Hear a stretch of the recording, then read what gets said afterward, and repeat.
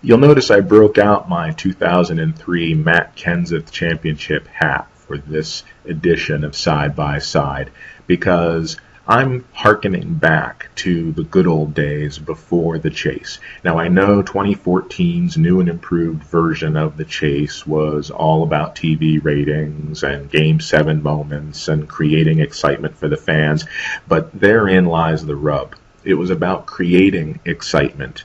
To say that drivers don't want to win, or to say that teams don't put an emphasis on winning as many races as they can, is really flawed thinking, because I don't know. I've been around racing my entire life, and I don't know of anyone in the sport who goes out to finish second or to finish fifth or to have a nice, safe top 20 finish for the season. I don't see that happening. And to emphasize winning, yes, that's well and good, but Brian France had really a perfect storm in 2014. He had a lot of fan-favorite, top-name drivers make it to the Chase. Junior made it in right after the first race at Daytona. So, I mean, you had this kind of stacked deck of fan favorites. Then you had the occasional dark horse. You had folks like Eric Amarola get into the Chase, and that's all well and good.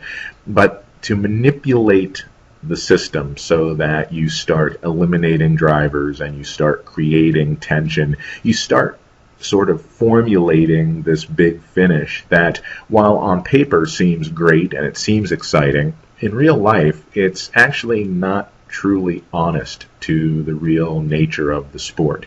This is where NASCAR goes from being a sport to being a business. Now, given Brian France's background in entertainment, this makes perfect sense that he would think this way. But even though the 2014 Chase was popular with fans and TV ratings went up, overall I'm thinking that if you get a situation like we almost had in 2014, where someone like Ryan Newman makes it to the final race without winning a race prior to that, for a driver to go 0 for 36 and to still win the Sprint Cup Championship, I'm thinking that's when Brian France's house of cards is going to collapse.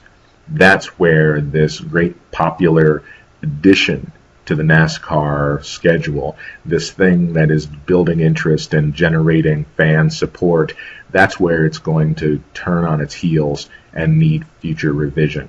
The ideas of the old days are the good ways to go. Back when you let racers race and you let the points sort things out as need be.